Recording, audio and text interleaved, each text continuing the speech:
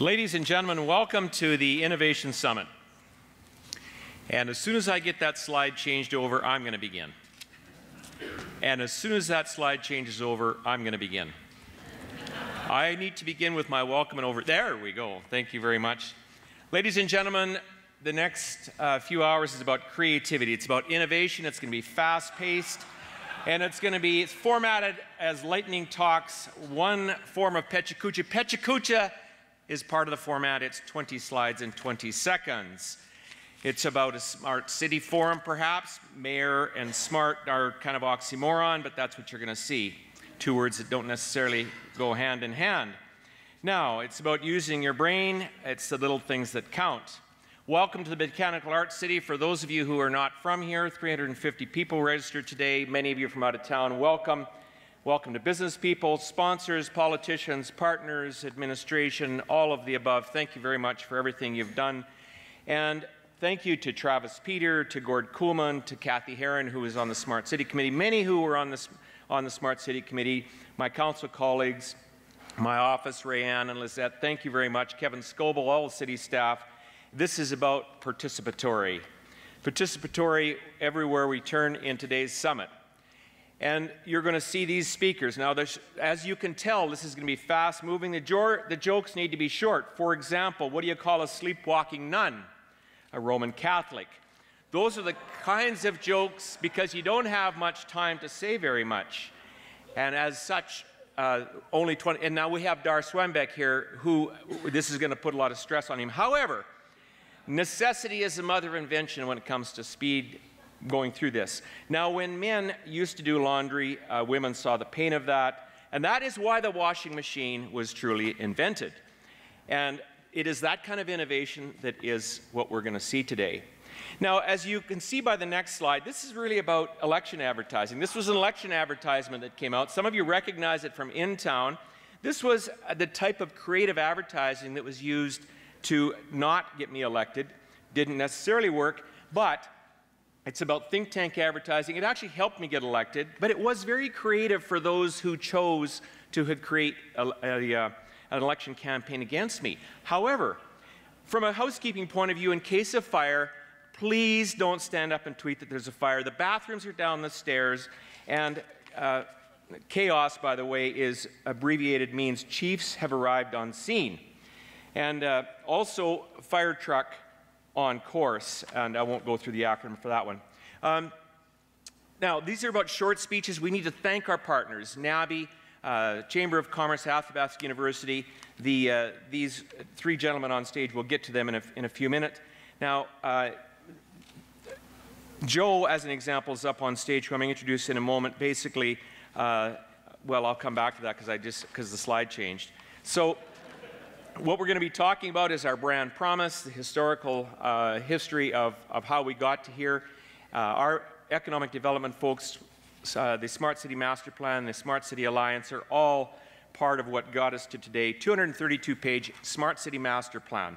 It is a strategic direction document, and it's online if you wish to use it, to look at it. It's very comprehensive, very multifaceted, community-driven, great committee. Council approved this.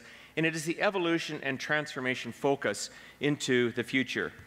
And today is not really about answers. Today is equally about the questions about creativity. St. Albert is unique. It's where creativity is allowing yourself to make mistakes. In St. Albert, being a botanical arts, art is about knowing which one of those mistakes to keep.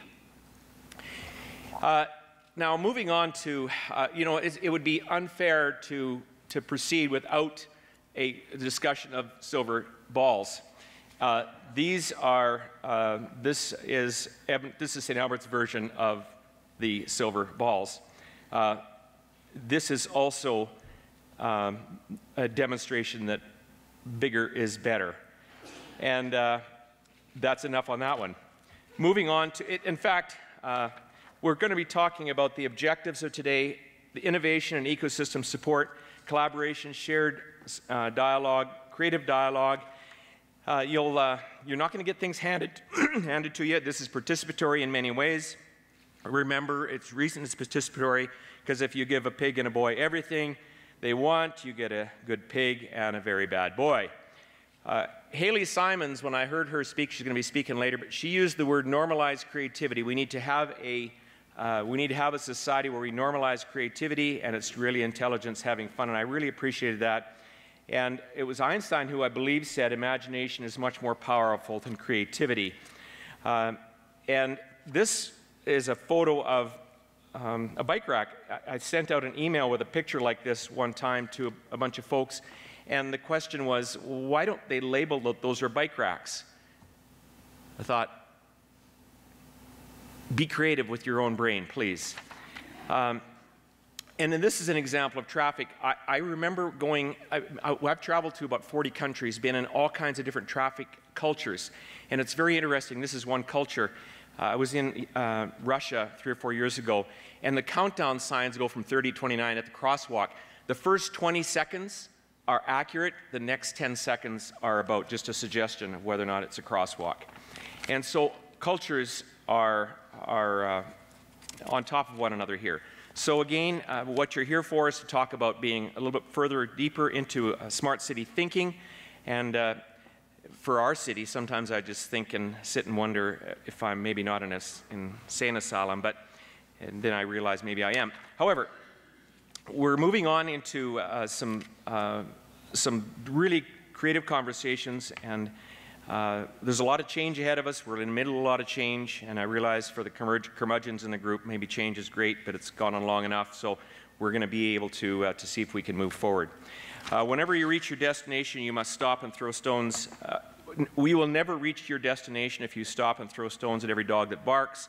The Oilers are an example of it took them 10 years. If they'd have been told what to do by every fan, or if they'd reacted to every fan, they wouldn't have gotten to where they did. Ladies and gentlemen, that is the kind of introduction that you're going to see and the kinds of speaking you're going to see the rest of today. This is not easy to get all of that within 7 minutes. Now, I'd like to welcome our partners who are on stage, and each one of them has been given 59.3 seconds to say something. And I would like to thank my council colleagues, city staff for putting this on, but it's our partners who I must welcome. And the first person I'd like to introduce is Joe Bessigno. Joe, and thank you very much to, yeah. You may recognize Joe. He's the guy that sits in the white van outside elementary schools, but Joe, I digress. Joe, thank you for being one of our partners today. 59 seconds, over to you. 58, 57. Thank you, Nolan. I had the van painted black. Ladies and gentlemen, I'm here on behalf of the Northern Alberta Business Incubator and on behalf of the Managing Director, Dar Schwanbach, our Chairman of the Board, Anshuman Carey, and the Board of Directors and the staff. I'd like to welcome you here today. Have a productive day. Looking forward to it. Thank you. Thank you, Joe.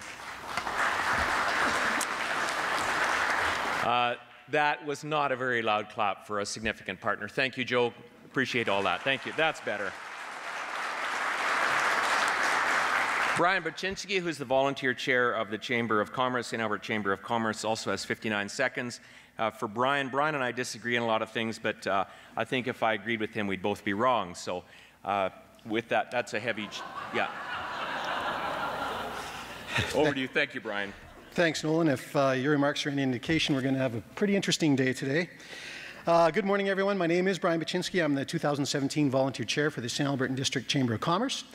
The Chamber's mission is that we are a champion of ideas, leading, inspiring, and advocating for our community. Our vision is our community has a thriving business environment. We accomplish this by being innovative and progressive, by building partnerships and collaborating. And that's exactly what today is all about. So on behalf of our Board of Directors and all of our members, we hope that you enjoy today and that you're inspired. Thank you very much. Great. Thank you, Brian. Thank you, Brian. Thank you, Brian, for your leadership in the community and for the Chamber of Commerce for being a great partner.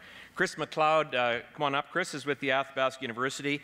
The Athabasca University, as we know, has had a lot of challenges in the recent years trying to figure out how to make ends meet. When you figure out how to make ends meet, they just keep moving the ends on you, Chris. So the Athabasca University, Chris McLeod. Thank you, Chris. Great. Thanks, Nolan. And as we were setting up, Nolan really wanted to make sure all of the partners were well recognized, and we tried looking left and tried looking right and decided we should all look at the screen. It's put our best face forward, I guess, is the message there. Thanks so much for having us here. We're proud to be partners. Many of you might know that our Faculty of Business actually started here in St. Albert. We were a product of the Northern Alberta Business Incubator. And from that, we created the world's first online MBA program, which was really the first online program of any kind in the world. Is that my timer? No, just go ahead. And we've got Terry Beckman, Ansh Makare, Mark Mrazek, who's the former board chair for our Board of Governors, currently on the board, and a couple of other of us here. And we're just thrilled to be part of it. Thank you. Great.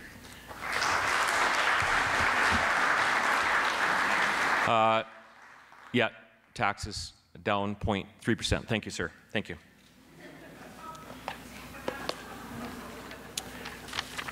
We can excuse Chris McLeod and Brian Baczynski. Thank you very much for being up on stage. Thank you for your sponsorship. Thank you. Partnership. Partnership is the word. Ladies and gentlemen, as you can tell, we're fast-paced, fast-moving, and we're going to ask Joe to introduce our first speaker. Before I do that, Wi-Fi, The Vine, capital T-H-E, capital V-I-N-E, so Wi-Fi, The Vine, password. Stupak, S-T-U-P, capital A, capital K, _6. Stupak _6, capital A, capital K. Ladies and gentlemen, Joe Bessignon, if I could ask you to introduce our first keynote, sir. Thank you very much, Nolan. It is indeed my pleasure to welcome Jim Gibson as our first keynote speaker. Jim is the founder and CEO of Tip of Spear. He's a member of the A100 Venture Capital Group, a lead member of the Calgary Innovation Coalition team, the head of Calgary's ongoing Rainforest initiative, and many more. Jim has extensive experience in leadership of entrepreneurial and innovation startups, and we are pleased that he will share those insights with us here today. Please give him a loud welcome. Jim Gibson.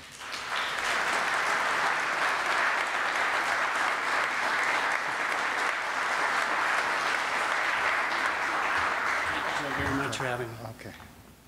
I'm going to need a clicker, I think, from somebody who I guess my slides will be up here. Is somebody here? Right here. I think I have them. Welcome. Thank you so much for having me. I really appreciate the opportunity to be here. What we are doing here today in St. Albert is happening all over the world, and it's happening all over Canada.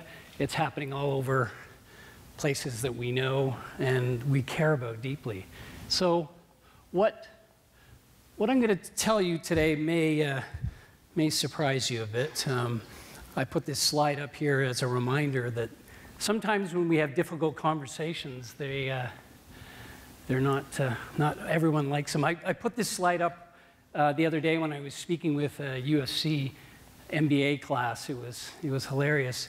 They thought it was pretty funny, and it's kind of subtle, isn't it, right? And somebody came up to me afterwards and said, Jim, people didn't understand who the green frog was. And I went, that's kind of odd. Tells you how old I am. My name is Jim Gibson. I've been in the business of technology and change for 30 years. My gray hair is earned. I've been involved in technology since the earliest days, and I'm delighted to share some thoughts with you today about the real challenge that we have in front of us and the conversation that we need to have as citizens, as participants in this digital economy. I tell the story that when I was a young kid of 25, I had my first job at CP Rail, and I was beyond wet behind the ears. I was a young kid, and I was hired into the technology education team. And that group was responsible for teaching people about technology. And I'll never forget my probably third class in. I was standing in front of a group of about 25 people. And you know, I'm 25, I'm keen, and we're going to be talking about something called electronic mail. And that was back in the late 80s, and he tells you how, that must make me about 100. And I'm sitting there and I'm going through, it's about 20 minutes into my introduction to electronic mail. And this gentleman at the back puts up his hand and says to me, Jim, this is really, really great. I really appreciate what you're doing. And I'm really understanding what you're doing. And he had big fingers, and you could tell he was with the running trades. And he says to me, he says, Jim, really great, but can you tell me how many jobs this is going to replace? This was 1987. And I've never, ever forgotten that conversation I had with that 42-year-old man about the power of technology and disruption. It's changed my life, and it changed the way I approached and thought about technology. And so what I'd like to do is take some of that feeling that I had many years ago and share with you some of the concerns and the challenges, not just us as a province, as a city, St. Albert, but the world at large and the discussions that we need to have. So I want to talk about 13 years. And 13 years is a time frame that I've chosen. To be honest, I made it up. 13 years from now is 2030. I'll be 70 years old. My 13-year-old daughter will have journeyed 13 years into her life into a world she will not understand. 13 years, if anybody recognizes, does anybody know what tomorrow is, June 29th? Anybody, any technologists in the room? 10 years ago, tomorrow, the first iPhone was released to the public, June 29th, 2007. And so 13 years is a time frame that I've chosen to talk about the context into which I want to talk about disruption and technology. It's an arbitrary date, but it's not so long in the future. It's less than 2 decades. It's more than a decade. But it's a powerful amount of time, and I'm going to show you why in the next few slides. And so what I want to talk about today is a fairly bold statement here. And I've lived this. I truly have. I believe fundamentally that in the next 13 years, that we have all the tools at our disposal to solve all of the problems that face us today. We have technology that by 2030, 70% of the planet will be wired up on the internet. And the people coming into the internet are not coming from St. Albert or Calgary or New York. They're coming from developing countries whose only connection to the internet will be high-speed bandwidth. It will be mobile. And they'll understand that they don't have to deal with the changes that we've had to deal with. They can invent their future. They'll be young, they'll be mobile, they'll be entrepreneurial. And so those tools also represent something very, very powerful. The same tools that connect us and guide us and lead us and change our world are the same very tools that I think can end the species as we know it. We've seen it in Brexit, we've seen it in Trump, we've seen it in the world at large, that we're starting to not know how to talk to each other as human beings.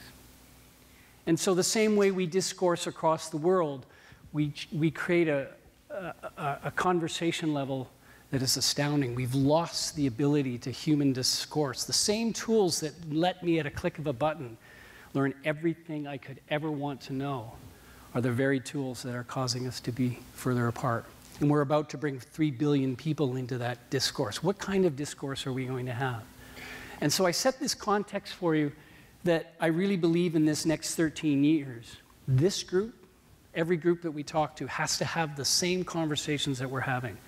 But I think they're more profound than I think, and the rest of the talk I want to tell you why I think they're more important. So one of the things that we talk about is there's a great quote, is that we overestimate technology's impact in the short term, and we underestimate it in the long term. And what I mean by that is I'll take some examples. I was involved in technology's early adoption of the personal computer. I was early adoption of the internet, and every single person in those days talked about technology as the absolute savior and the change. We overestimated its capability and our ability as a society to absorb it. And we overestimate technology's impact in the near term, but we absolutely underestimate it in the long term. Autonomous cars, everybody's all wired up about autonomous cars. I think we're going to be talking, somebody here is going to have a conversation about autonomous cars. Fascinating topic. We're all excited about where it's going. I think we're overestimating it in the near term. But in the long run, I had a conversation with the head of the largest shopping malls in the United States. And he said to me, do you understand what's going to happen with autonomous cars in 20 years to a shopping mall? Forget about e-commerce. 45% of all the physical land space in a mall is for cars. Imagine what happens when we no longer have to park our cars. What happens to the physical landscapes of our cities? And so this is a quote that I've lived by that I believe very, very strongly, and I'm going to talk again a little bit about that. So here we go. So for the next 20 minutes or so, I want to talk about what I call the 3 laws of disruption. And I'm really anxious to finish these so that I can talk to you and answer some questions about this, because I feel very passionate about this. First law of technology disruption is the slope of the curve is increasing. And so we're going to talk a little bit about why do I mean that. And so one of the things that I remind even my most technical colleagues, and I'm surrounded by a bunch of nerds on a regular basis, and we have this conversation about where technology is going. And they don't recognize the speed at which things are changing, and I would just want to set that context with us here today. Second is, the technology genies never go back in the bottle. And that's a profound implication for when the slope is increasing and things are changing. When we invent things, they never go back. And so I want to talk a little bit about the implications of that to our society. And then the final point is that our linear systems, the systems of governance that we've organized ourselves for millennia, are linear. They respond over a 4-year election cycle. They respond over a 4-year degree. They respond over a time frame that, as if you believe in points 1 and 2, they won't be acceptable in terms of absorbing change. We have to think differently. So these are the 3 laws of disruption that I talk about in the tip of the spear. And I just like to go through a couple of those and see what you think. So the first one is the slope is increasing. And so the real change curve. Let's talk about what that. So all of you have seen this. I know everybody who's a futurist or talks about the future always has a slide on Moore's Law, right? Everybody know what Moore's Law is? Let me just make sure you do, right? On the bottom axis is time. On the vertical axis is a exponential or logarithmic scale. So every tick on the box is a power of 10. And so we have this upwardly sloping line that everyone goes, yeah, technology is changing and it's powerful. And this curve describes the power of computation over the last century and looks at it's an amazingly accurate curve that talks about the power of technology. And what it basically says is that every 18 months to 2 years, the power of technology on a chip doubles. The price performance doubles. And if anybody, you are math people, a doubling function is what we call an exponential function. So this, everyone goes, yeah, change is continually up to the right. Here's the problem with that change curve. It actually looks like this. And when you plot an exponential curve on a normal graph piece of paper, it looks like that. And it's a reminder to us that when we get seduced by this concept, and you'll hear it all the time, technology is always changing, it's always changing. But logarithmic change, or exponential change, is something that's very, very insidious. Slow, slow, slow, slow, slow, faster, tip, tip, up. And it's happening all over the place.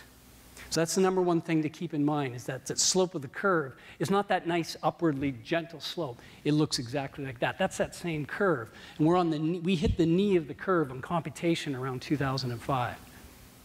That's what's happening to computing power, as we know. But here's the real result of that curve.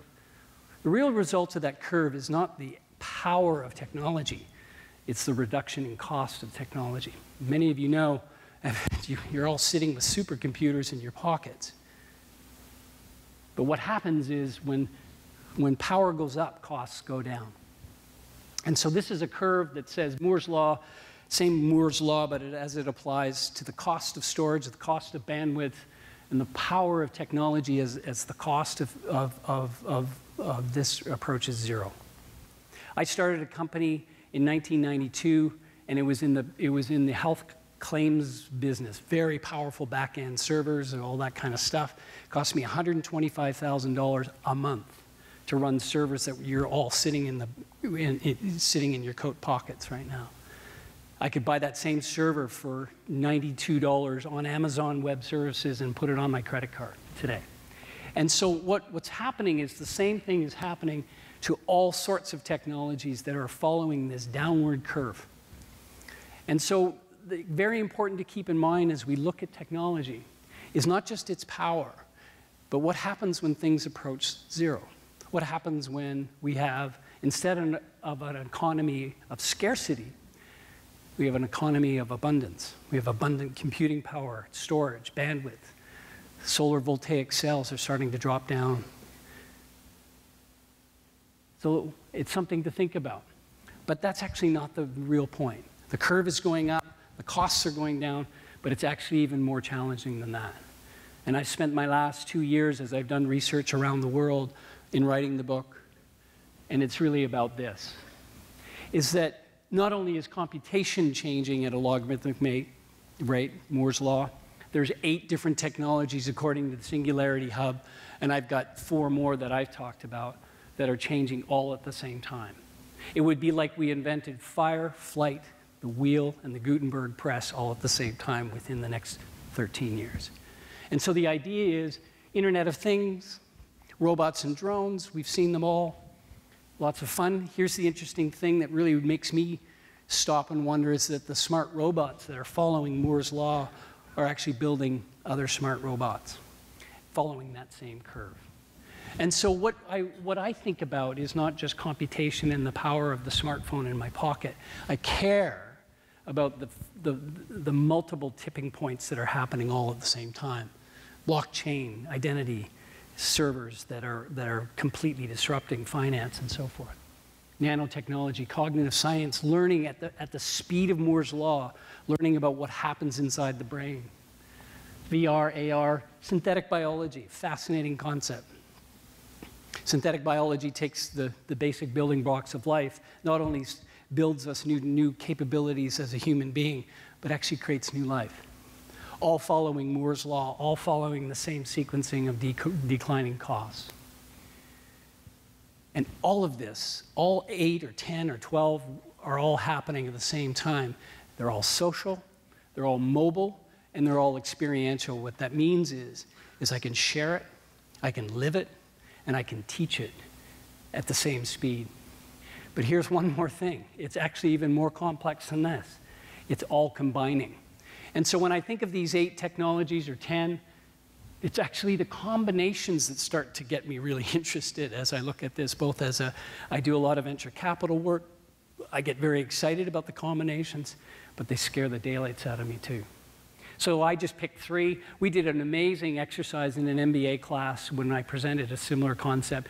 I broke the group into the class into 3 different groups, and I basically had each of them pick 3 random topics from this list, assign it to another group. So group A assigned and just randomly picked 3 different combining technologies. And this was a group of, they were 22, 23-year-olds who absorbed this literally in 15, 20 minutes and understood the implications. And we talked about combinations. We had an amazing discussions. And what I asked them was to think not about the computing power and all the interesting, exciting stuff, but what were the implications of synthetic biology and 3D printing?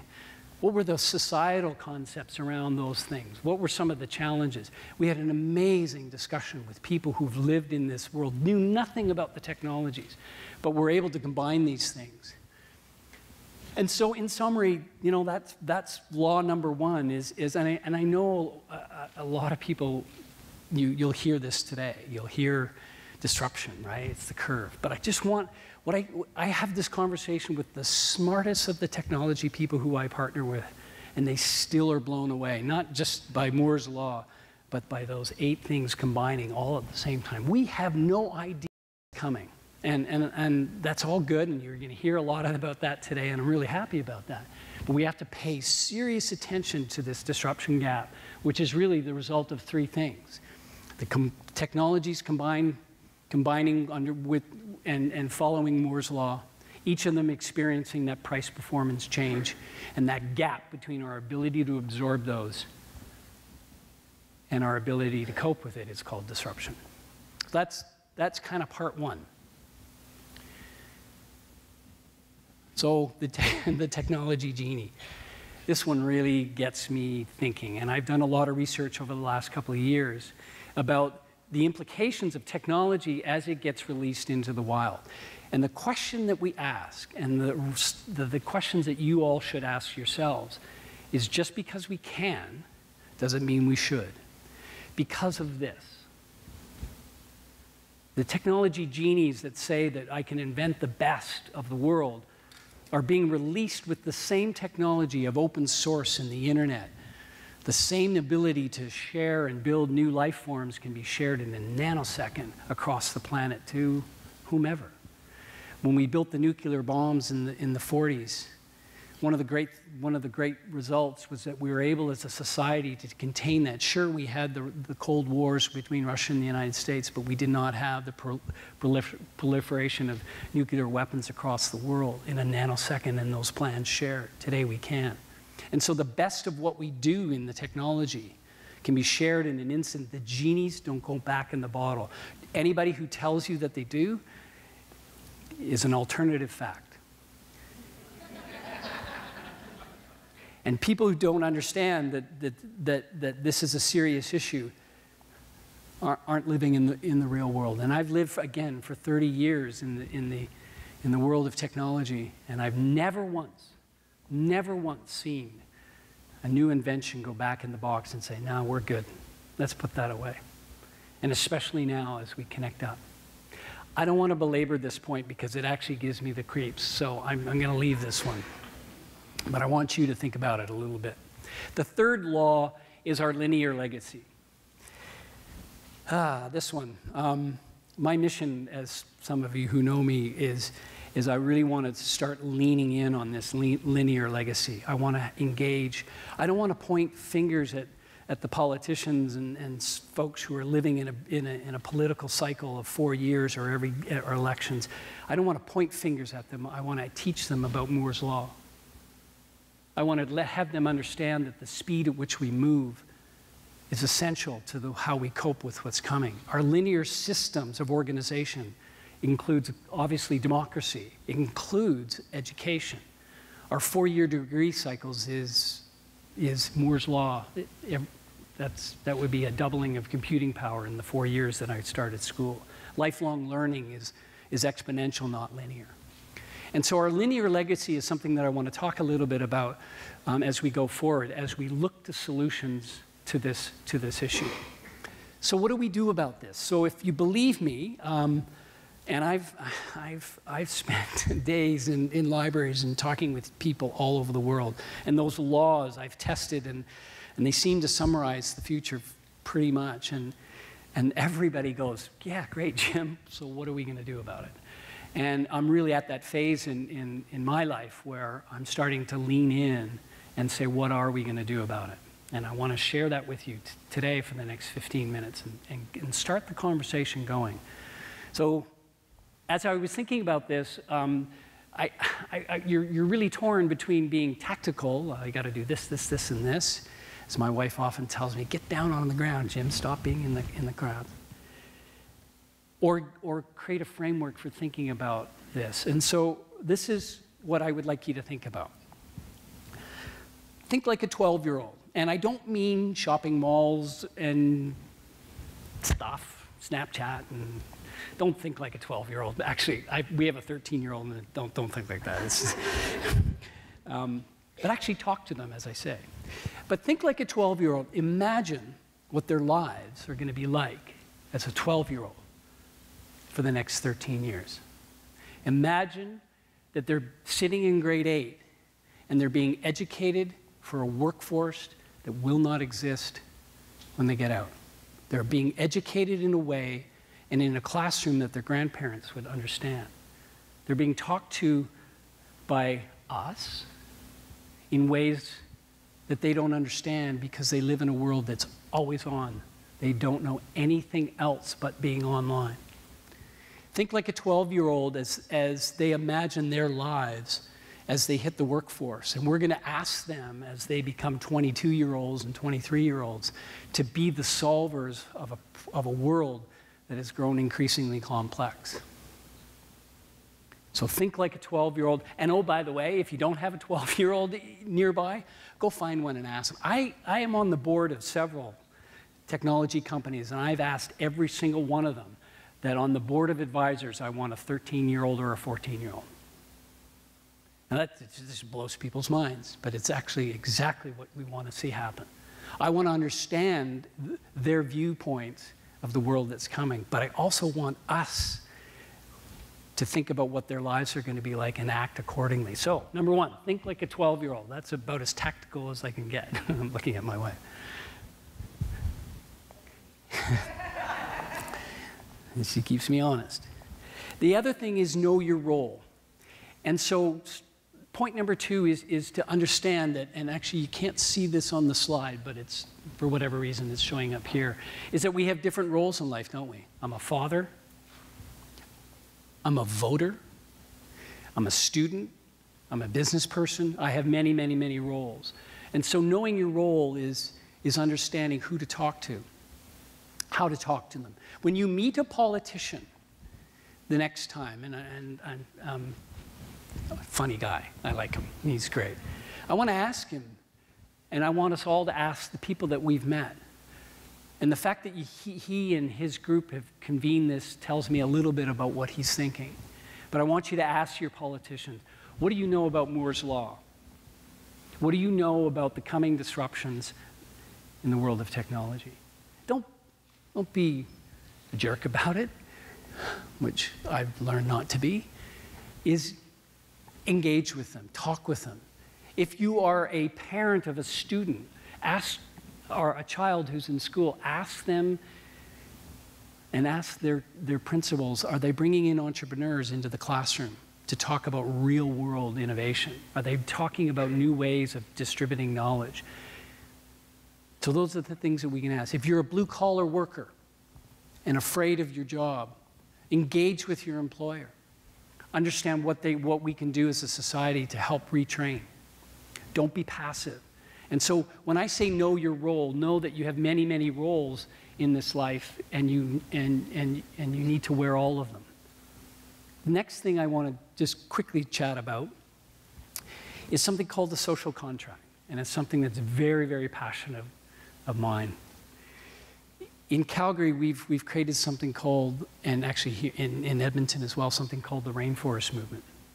And in the Rainforest movement, we stumbled across a book about 2 years ago, and it was written by a group of people who studied Silicon Valley, and they said, why do certain ecosystems around the world thrive in innovation and others don't? And they wrote a book called The Rainforest, and what it basically boiled down to is that the world is much more like a rainforest than it is like a farm.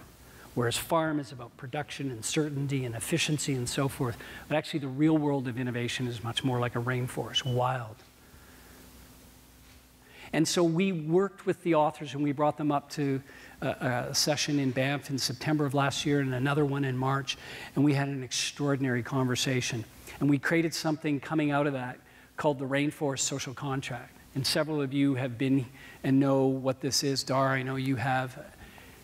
This was a social contract that basically said there's a new way of behaving in ecosystems that matters. What the rainforest taught us was that trust and culture of innovation is the #1 thing predicting success in an innovation ecosystem.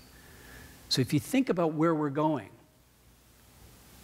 the notion that culture and the soft skills are actually the important one, not Moore's Law and the hardware, it's really, really important to keep in mind. Because here's the thing. As the book teaches us, trust of human beings builds connections exponentially. So if we're going to exponentially think to deal with what's coming, it actually comes right down to the ground to human beings actually having a conversation. Human beings saying, I'll trust you before I demand your trust in return. I will pay it forward. I will give before I ask. And I will be a role model, and I will lead, and I will follow. And the social contract was something that has been signed by over 500 people in the province.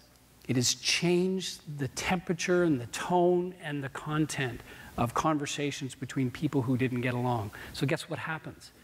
An entrepreneur meets somebody in a spirit of trust and says, I'm going to work with you, and I'm going to listen, and I'm going to be open-minded. Guess what happens?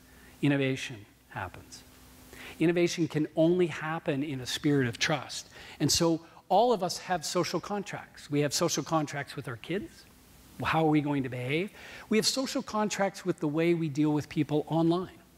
It's not acceptable anymore to say things online that you wouldn't say to somebody in person. Well, let's create a social contract that tells us how we're going to behave. Because in the absence of trust, innovation will not happen.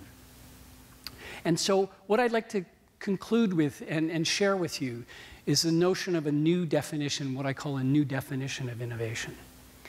And so coming out of all of this work that we did in the rainforest, we recognize that if we're going to meet the exponential curve, we have to have a new way to think about innovation.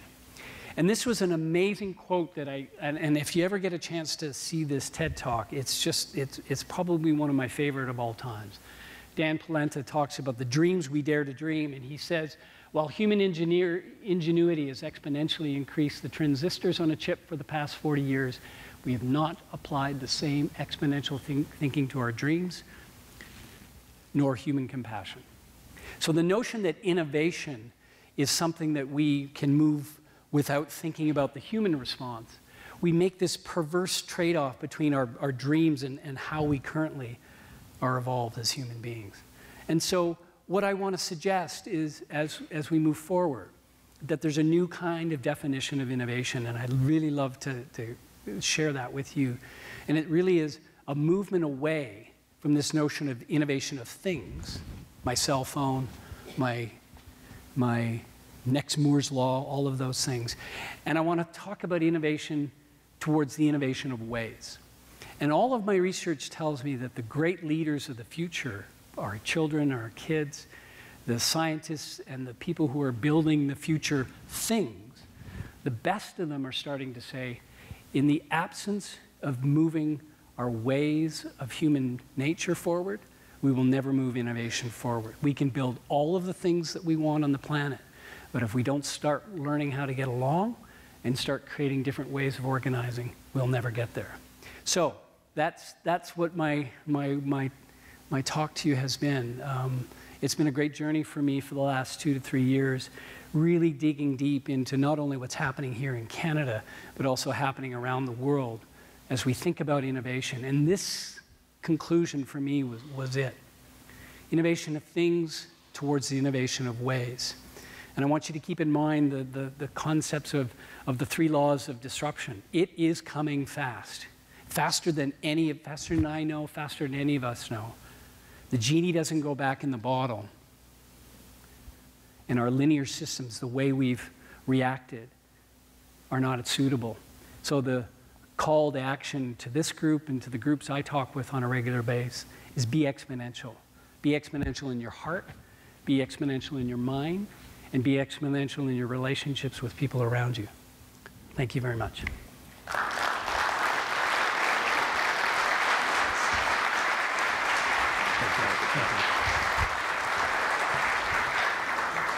Thank you very much, Jim, and stay on stage for a few minutes where we could have some Q&A. Before I turn it over to Joe, thank you. You grew up in Calgary or near Calgary?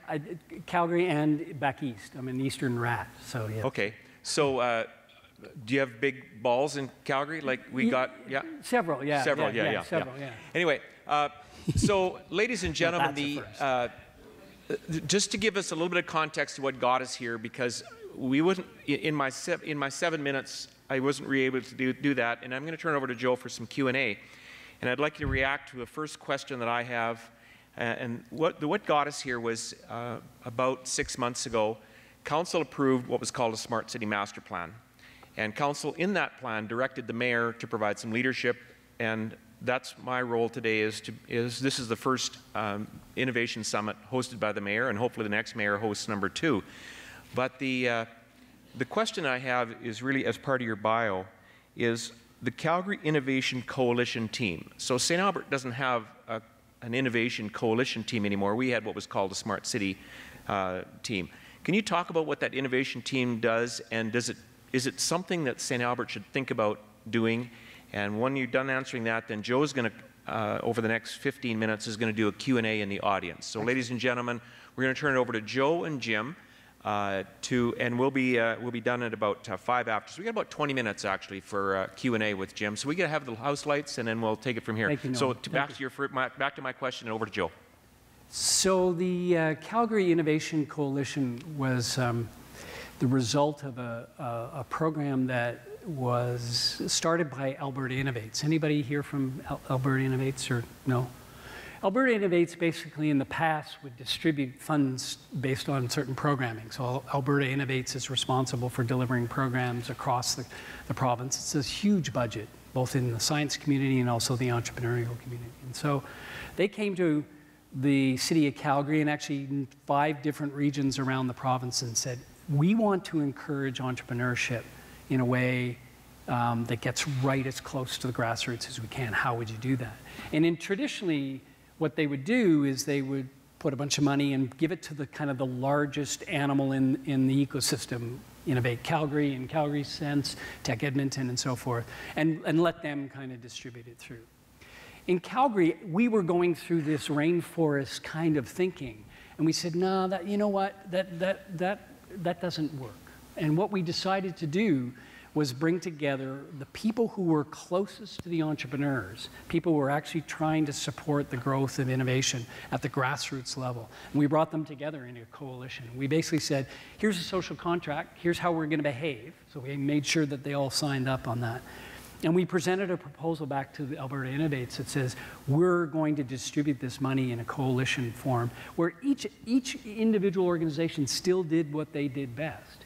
But we created a coalition that was based on a concept of trust, a concept that we're all here for the ecosystem together, rather than one person dictating how it went. And at the end of the day, it was about the entrepreneur. It was about creating money and flowing that as quickly and directly to the individual person making a company versus the service providers or a larger body kind of parceling that out through their bureaucracy. We said, no, we're going to do that together as a coalition. Blew Alberta Innovate's mind. They went, wow, we've never seen this, and they just loved it. And so that's what the Calgary Innovation Coalition is. Long answer, but it's changed the way AI thinks about what we do. So anyways. Thank you, Jim. Ladies and gentlemen, we have a microphone on each side here. And if you would like to make your way over, and we will take questions for about 14 minutes and 23 seconds. This is always the tense part, right? Yeah. On the outside. Talk about venture capitalism, the innovation of things versus the innovation of ways. How do you look to invest in the innovation of ways rather than what would seem most of investment things? Yeah, super great question. Just to repeat the question. Can you repeat that, Jim? How would you invest in, as a venture capitalist, of the traditional model is innovation of things. It's easier to measure versus the innovation of ways. It's a great question. And to be honest, we've only seen a couple of examples of venture capital firms who've really understood that model, because the return on investment model of a traditional VC just doesn't line up with the time scales of social innovation and innovation of ways. So what we're starting to see is a partnership between the large philanthropic agencies like the Bill and Melinda Gates Foundation and things like that, partnering up with capital organizations. So take the best of both worlds where, for example, there's many, but Bill and Melinda Gates look at long-term projects and multi-year horizons.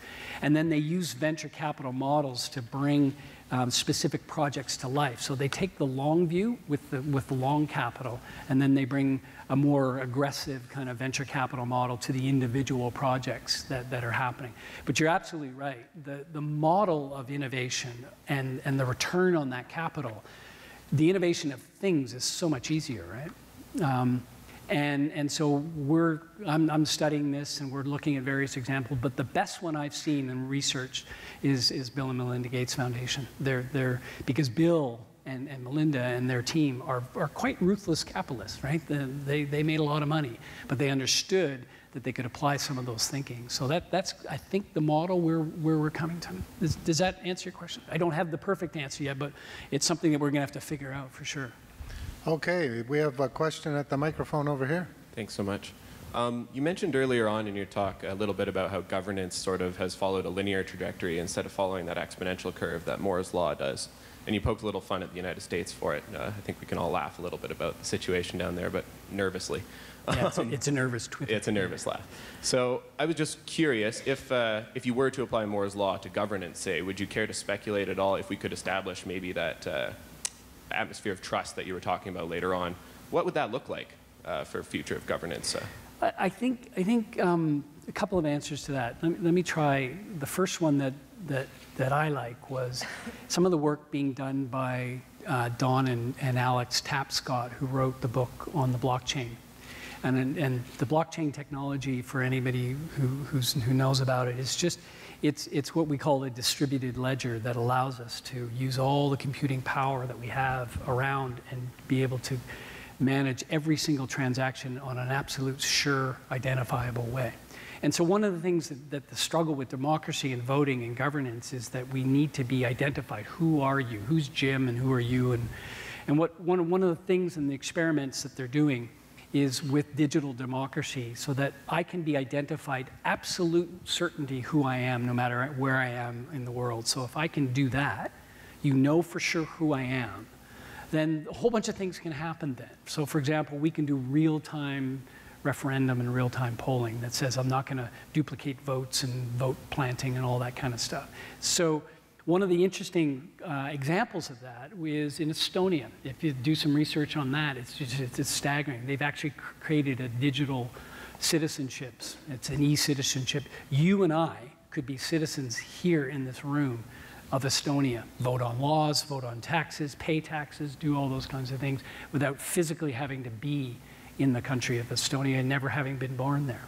And they do that based on the concept of the blockchain technology, so what the challenge of democracy is one of identity. Who are you, and making sure that you have that process. But it's also one of the cycle of electivity, right? So how quickly do I bring in new individuals and new concepts? So we're seeing real technologies being applied to that in countries all over the world. So that's just one example. I really encourage you to speak to me afterwards. There's a really good article on the digital citizenship in Estonia, and blew my mind when I read about it. It was like, I actually wanted to sign up and see if I could do it, but I think the Canadian government might have something to say about that one. So, Jim, we have another question over here.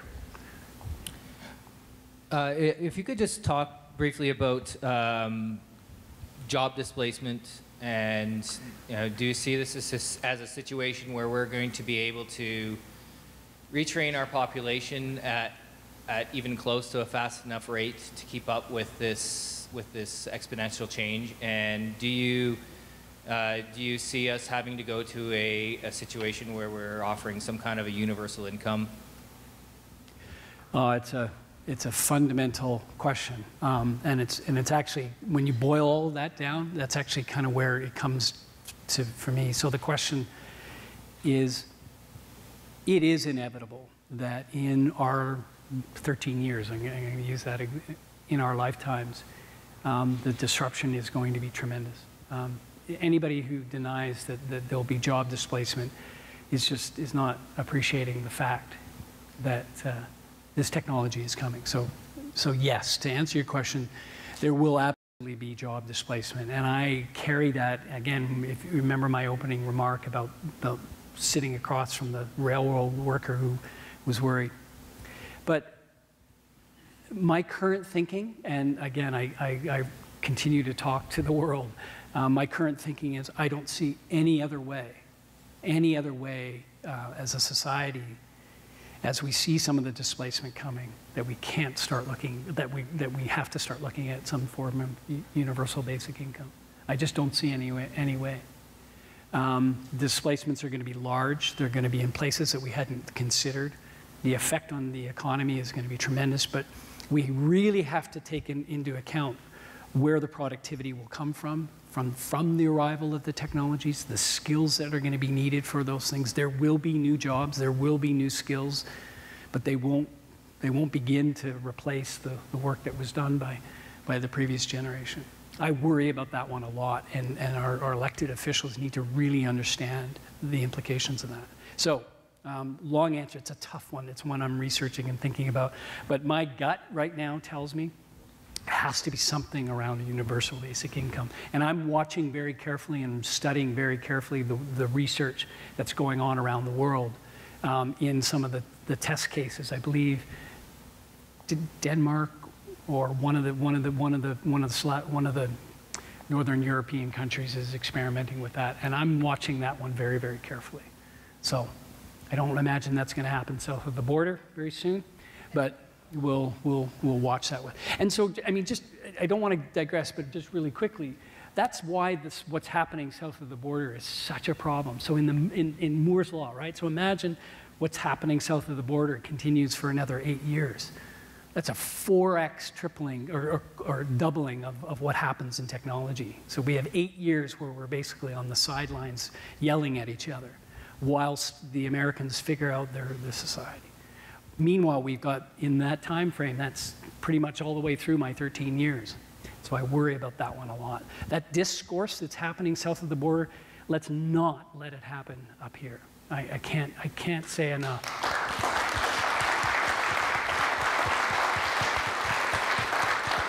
The best of what makes us Canadians and it's not just because we want to be polite.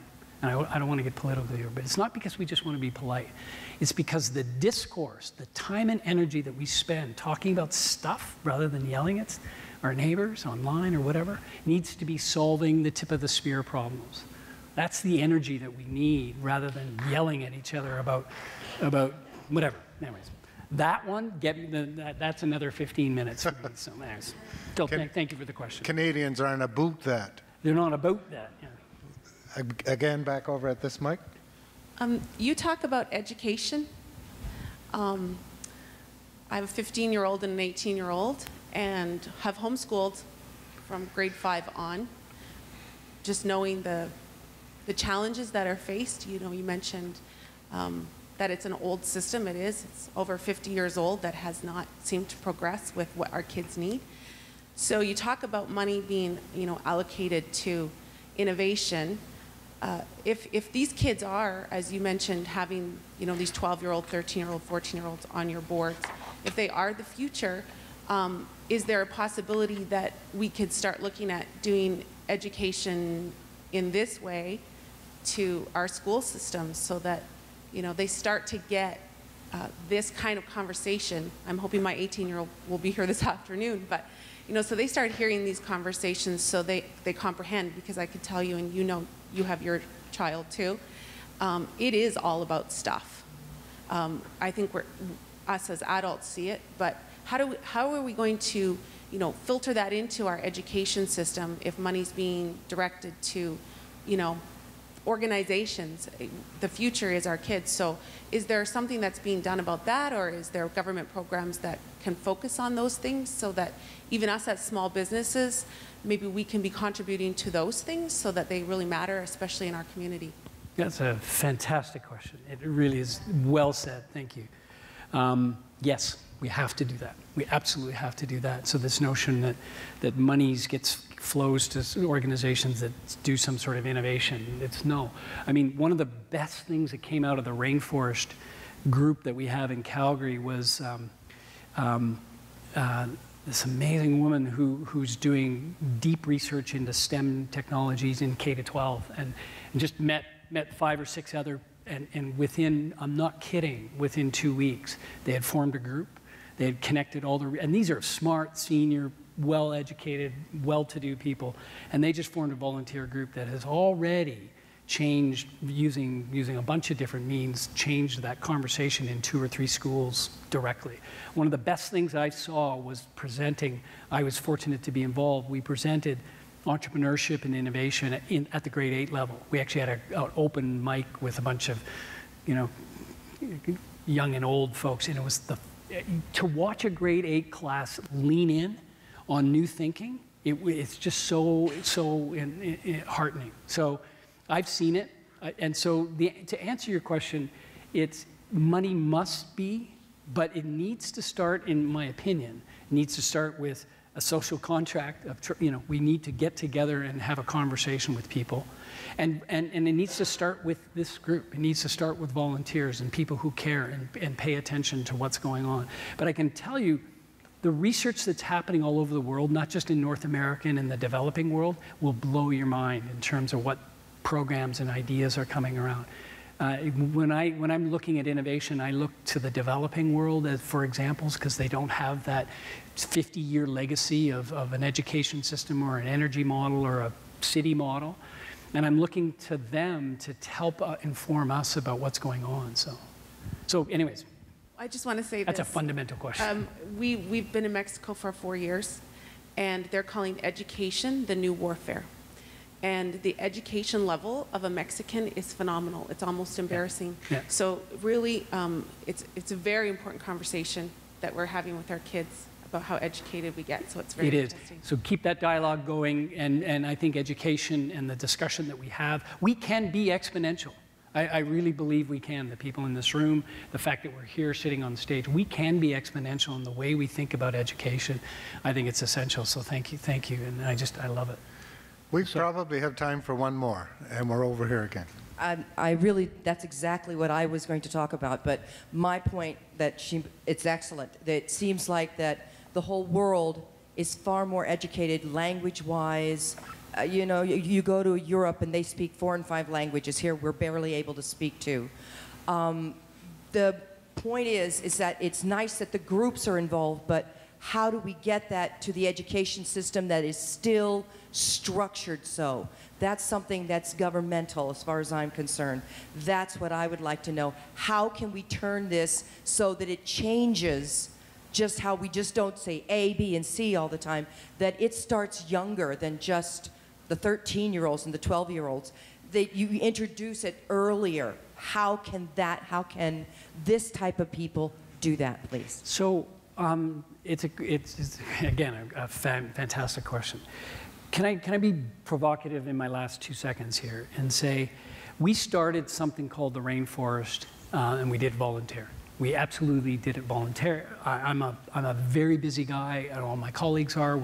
And we just met and started. We wrote checks. We made in small. We just got together, and we didn't wait. And so one of the bold things that I'll say to this group is, don't wait.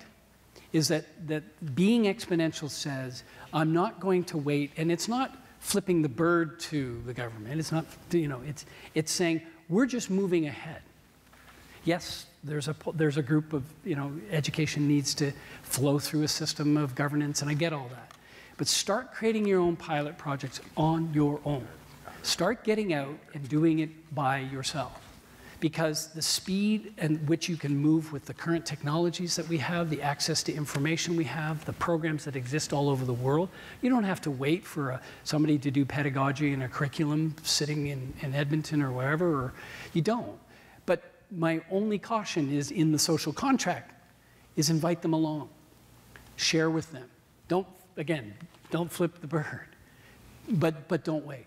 And that's exponential thinking. That moves stuff ahead. And I watch what happened in the rainforest, and it's just staggering that when you just move along, that train moves, and you move quicker and quicker, the people who are in that bureaucratic mode, because that's just the way it has been, will come along. So thank you. Yeah, it's just that they are our future. And that's what so many people forget when they're talking about kids and everything. That's the future of this country. It is. Not us. Yeah. Okay. Thank you very much, everyone. Thank you. Jim, thank you. Thank you very much, Joe. Thank you very much. Lots to think about. Clearly, we have to come up with a Capital Region Innovation Coalition team. I know, Nolan, you'll be looking for a job come October. I'm going to hand it over back to Nolan. Well, thank you, Joe. Thank you to NABI for being one of our partners today, and thank you to Jim as well. One more round of applause for NABI and Jim Gibson. Thank you.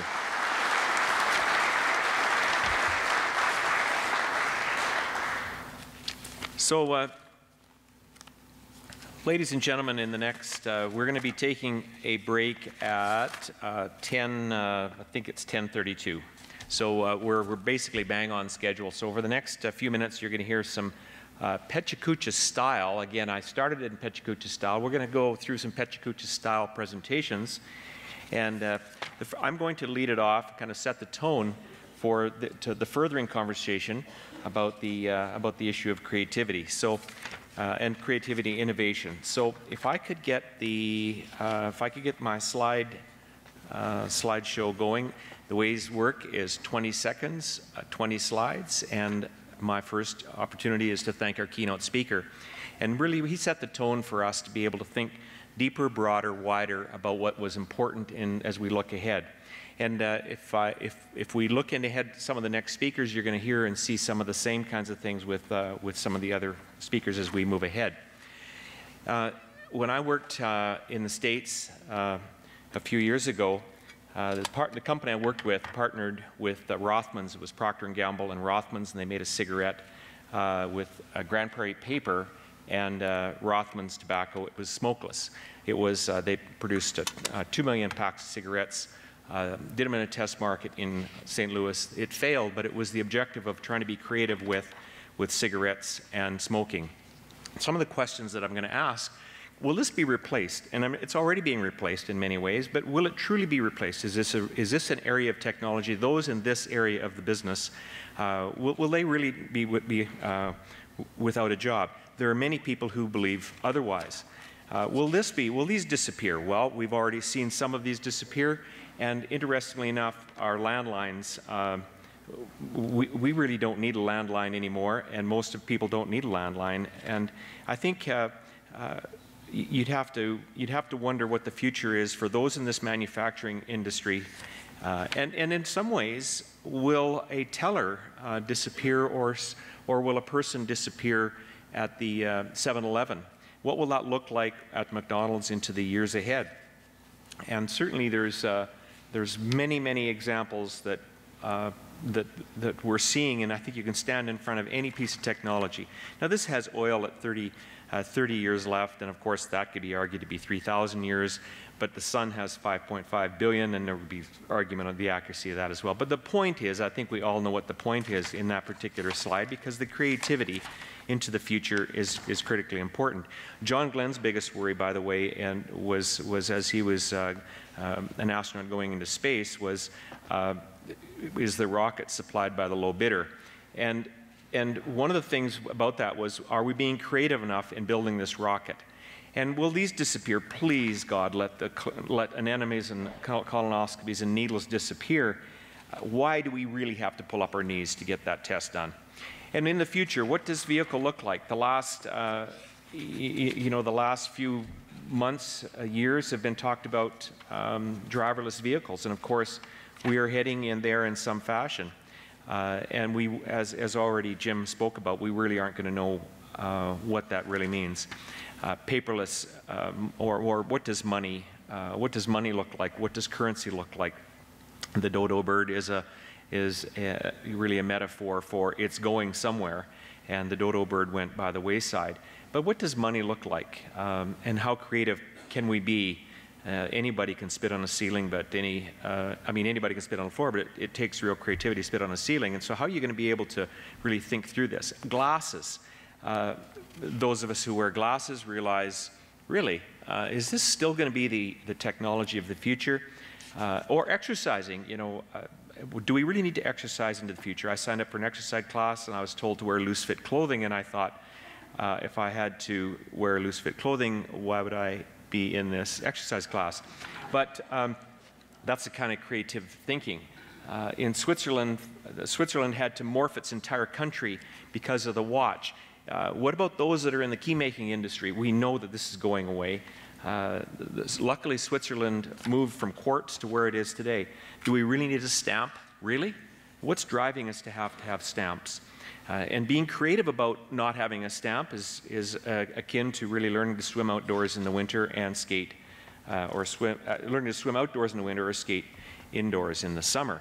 And that kind of creativity is ahead of us. Most of us don't necessarily need to go to a travel agency today to get our travel done. In fact, I don't know what the statistics would show, but it would likely show most travel is being done online. And for those who are considering running for the mayor's job, one would suggest that maybe what we don't need to do is have, the question of democracy was raised, do we really need to have a mayor in a mayor's chair in governance into the future? Probably this coming term, or at the end of this term, we should have somebody there. But my point being is, how do you look at governance differently? And can you have actually intelligence look differently?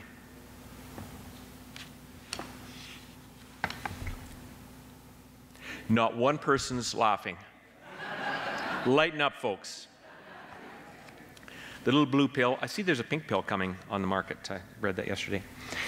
What are you laughing about, Kathy? Here, and I can hear you. What about technology? And this picture is really about currency and what does the future look like in terms of transferring money from one spot to another? Can it be just truly done in a different way?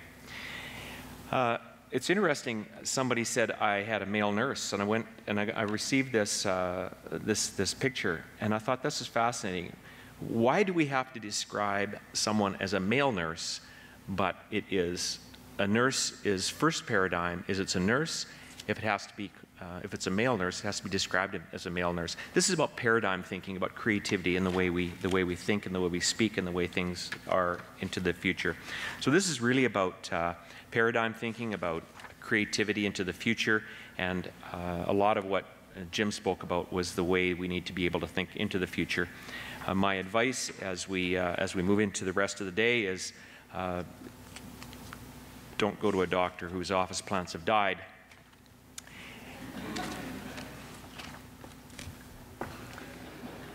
Tough crowd. You're told, I've never figured this one out, but you're told if you're at a microphone or you're speaking to an audience, you actually should pretend that they are naked. I have no idea what that means. Ladies and gentlemen, we're going to move into another speaker. And at this point, I'd like to introduce the next lightning talk, which is who is Cynthia Van Sundert. And where's Cynthia? Where is Cynthia? Cynthia here. Come on up, Cynthia. You wish you are her. You are her with a tiara. So Cynthia is the executive director of A100. Come on over this side so you can be seen, Cynthia. Thank you, and thank you for being here. Her career has been focused on technology startups and not-for-profit ecosystems. She's a member of the Financial Sector Advisory Committee of the Calgary Economic Development, and she sits on the Board of Governors of the Theatre Junction Grand. Please join me in welcoming Cynthia. Thanks for being here, Cynthia.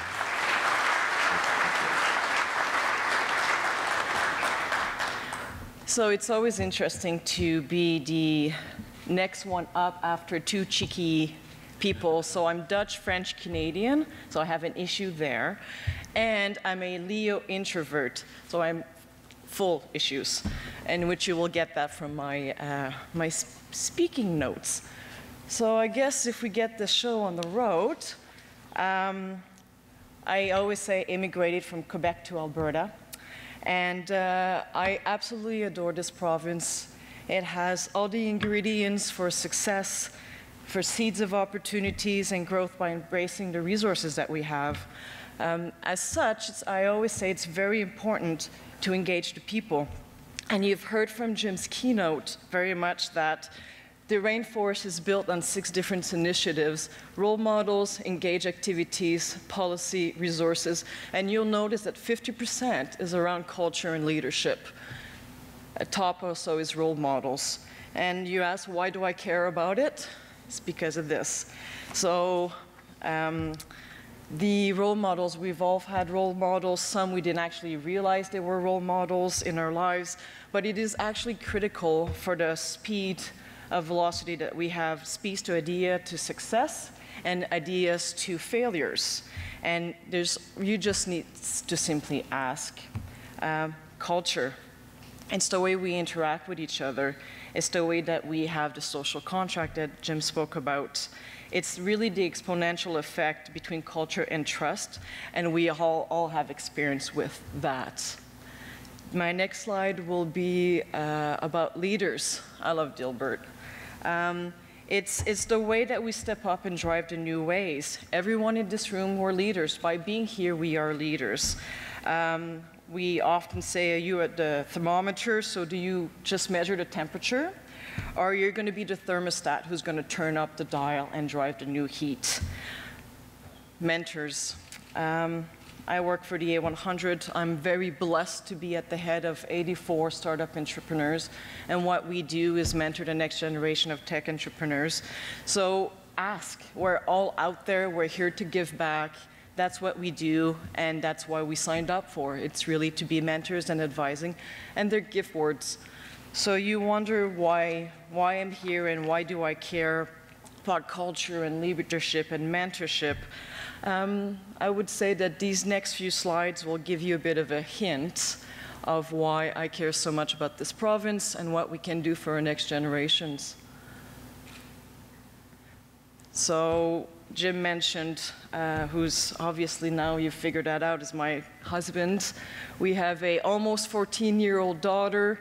She will be my drinking issues. And I also managed to get her away from her Snapchat. But she says, but Mama, who's going to run my streaks while I'm at barbecuing? I'm the wife of a 6-time global entrepreneur. He's the wisdom behind me, which my Dutch Leo issues. And when I curse my Excel spreadsheet because my budget's not working. And we also live the ups and downs of entrepreneurships, and we will until death do us apart, I always say. I am also, they always call me the brass knuckles, that's my Dutch side. I worked for 4 different tech startups through my career, different verticals, but always been around technology. And entrepreneurship is what I've lived, even when I was in the arts back in Montreal. It was very entrepreneurial and non-for-profit and NGOs, and it's just ingrained in me. We talk also, you've heard from Jim, we talked about the future of work. It's really about preparing our children. The questions in the room are a lot about that. It's fundamentally changing innovation and entrepreneurship and how we start at the early days. I was having a conversation this morning. Our daughter has no clue how to explain to her friends what we do. We're entrepreneurs. We all know, or some of us follow Gary Vee on Facebook. I do, and it makes me giggles. I roll my eyes. But entrepreneurs, compared to what he says, are not born. They're made. And like any profession, it's very much the characteristics and the personality of an entrepreneur comes from the young adults. Importance of giving back and moving us forward. It's all about velocity, and we've noticed that there's 2 different opportunities where it makes a big difference about giving back. It's around grade 8s and first successes. So when we talk about grade 8s, a few of us have gone to a grade 8 class, did a Dragon's Den. We also tell them this is not how a VC works. It is not Dragon's Den. It's just really good television. But it's about explaining to them successes. It's about explaining to them how to think creatively and how the teachers and the students absolutely love it. Girls in grade 8, I am allowed to say, because I'm the mother of one, boys are not quite there yet. It's the way their brain works. At grade 7, they're not quite there. Elementary school, they think differently. In grade 9, well, there's other things that in the front lobe that is happening. See, that's the joke. They just don't get it, right? And the other piece of it is first success. When we talk about first success, is not about, it's very past the grassroots where you have your first client and you've made your first revenue and you have your product growth. It's there when you actually connect them And I always say it's greater than capital and it's greater than incubators. We have a lot of those. There's a lot of capital in this province, even when people complain that there's not, there is. If you have a great idea, if you have something, there will be money. And it's where also connecting them with mentors, where they are surrounded by people, and just simply ask, there's mentors there. I kind of decided to take the 20 seconds to let this one sink in a little bit. I always say, no, I love Winston Churchill. What we live is what we get, and we make life by what we give. And this is very my entrepreneurship heart piece. Whatever you can do, you can dream and big in it. Don't wait. Boldness has genius, power, and magic in it. And as we close this statement, and as you're waiting for the 20 seconds to go, it's very much about remember to give back, remember to ask if you are entrepreneurs, find the mentors and the advisors in the room. If it's the year 100, we're wearing our pins, but we are all mentors, we are all leaders, and we are part of the journey for our future. Thank you. Thank you. Let's be a little louder than that. Give her a good hand. Thank you very much. Thank you, Cynthia. Appreciate that. As you can see, and as Kurian is coming up on stage, as you can see, this is a real challenge to get your message across in 20 slides in 20 seconds each. A real challenge. On the other hand, it's also fast-paced and fast-moving. Ladies and gentlemen, we're going to move into our next lightning talk. And thank you again, Cynthia, for really setting the stage, further setting the stage. Our next lightning talk is from Kurian Tharakan. Kurian is the founder of the sales and marketing strategy firm Strategy Peak Sales and Marketing Advisors, and a 27-year veteran of the sales and marketing industry. He's also an executive in the residence at the business incubators, NABI and Tech Edmonton, where he assists clients with their go-to market strategies. Ladies and gentlemen, please welcome Kurian. Thanks, everybody. It's often struck me that regardless of the invention, the innovation, at the heart of it is story. And the problem is we don't often communicate those stories very well. But if you take a look at some of the most powerful companies in tech, the most powerful companies in biotech, life sciences, anything like that, the most powerful people, it's all about the stories that you remember. All right, so do I just give you the signal? Here we go. Okay, so stories have been around since the dawn of time. In fact, you know, this is an ancient cave painting in Lausanne, France, you know, from 15,000 years ago. Stories depicting the hunt, which was a very critical part of any kind of community, of any kind of tribe at that time. If you didn't hunt, you didn't eat. And this actually showed you how to go about the hunt. And in fact, any great culture, it doesn't matter where you go, embedded within it are all sorts of stories, primarily the fables and fairy tales. And in it are embedded lessons and rules and ways of conduct, these social contracts. We heard about that earlier. And each of these things is about getting these stories embedded. It's to do things like this, to understand our past, guide the actions, what is acceptable, to understand where our future is going, to make sure that we live by certain common values, that we possess a certain shared knowledge, and most importantly, to entertain. Because if you don't entertain, you don't remember. And the human brain is exponentially wired to react to story. Even Homer's brain here. You know, we are gravitated to stories. We want stories. We light up when people tell stories. We remember when people tell stories. And it doesn't matter what the story is about. The entirety of the brain lights up. The reptilian part of your brain, the limbic system, the neocortex, all of these things are automatically turned on when somebody says, "Let me tell you a story."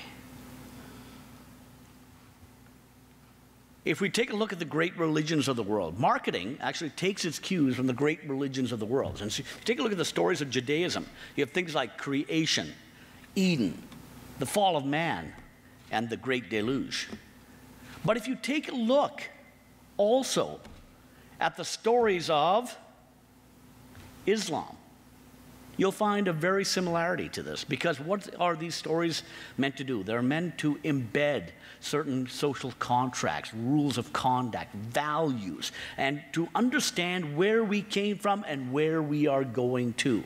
So Islam has very much these same kinds of stories embedded in their religion. And if we take a look at these people, we may not like all of them, but we remember their stories. You know, Buddha, 2,500 years ago. If you take a look at Hitler, you know, 60 million people died in World War II. We have the freeing of the slaves with Mr. Lincoln. These are the stories we remember all these people by. And if you take a look at the stories, there's a real structure to them. And if you take a look at what the plots are, there's only really 7 plots. Voyage and return, the rebirth, the quest, overcoming the monster, rags to riches, comedy, and tragedy. You know, they follow those same basic plots, every great movie. And at the center of the greatest of these movies, you will see and recognize what's known as the hero's journey. And in the hero's journey, you know, some very pivotal moments. It's the call to adventure, perhaps some supernatural force that is assisting, the refusal of the call, and eventually they come back and they will ignite into their real purpose. Here's an example you might all be familiar with. We have a baby given to his uncle and aunt on the remote planet of Tatooine. And he was raised, and you know, there's a call though out there of some kind. And so there's a current situation, there's setting, there's characters, but you need a villain. Here's the villain. And there's no greater a villain in the last 30 years. Everybody here, regardless of your age, recognizes this guy. Every great story needs an antagonist, needs a problem or a challenge to be overcome in the process, something for the hero to engage. Ultimately, there's a climax. There's obviously the good versus the evil, but in this case, it is the father and the son. Okay, where you are fighting each other's true characters and what you want to be versus who your father is and is known for. And all of these things clash together to eventually come to a climax wherein everybody can get back together and engage in the reunion tour. Okay, it is a tough crowd, isn't it, right? This is the reunion tour, you guys. Okay, that's Vader on the guitar in the back, you know, Princess Leia doing the lead vocals. It's the reunion tour. Boy, wow, you were right. Stories. Apple. Simple logo. It's about the garage, Wozniak, Jobs. You know, it's about the invention of that Apple I. It's about the stories. Apple is a $700 billion company today, in large part due to its stories. Yes, the products are there too. Microsoft, story. Okay, it's about Jobs and Paul Allen. You know, and their days way back in the deserts of New Mexico with their very first programs, powering the very first microcomputers. It's about the story. Yet Microsoft, with these stories, is one of the most powerful companies today. In the height of the 2008 financial crisis, this guy was one of the lead stories. You know, it may not be a beautiful story, it may not be a moral story, but it's a story. And we remember the debacle that this guy unleashed with people that trusted him. I want to tell you how powerful stories are. This is a project called the Significant Objects Project. What they did was they went out and bought a whole bunch of thrift store junk, and then they took a writer and had the writer write a story about the thrift store junk, and then they put it up on eBay and asked for people to bid on the projects. See the stuff on the right? It's thrift store junk. Take an example of this egg whisk. It was bought for 25 cents. And here's the story. 2 days after his bypass surgery, she walked in on the nurse, adjusting his catheter and dispensing dietary advice. And the story goes on like that. That 25-cent egg whisk sold for $30 on eBay as a result of the story. And at the end of it, the ultimate result was they bought $128 of thrift store junk. And because of the power of story, they were able to sell it for over $3,600. That's how powerful story is. And my question to you is, what is your story? Thank you. Great. Thank you, sir. Thank you. Give him a hand. Good.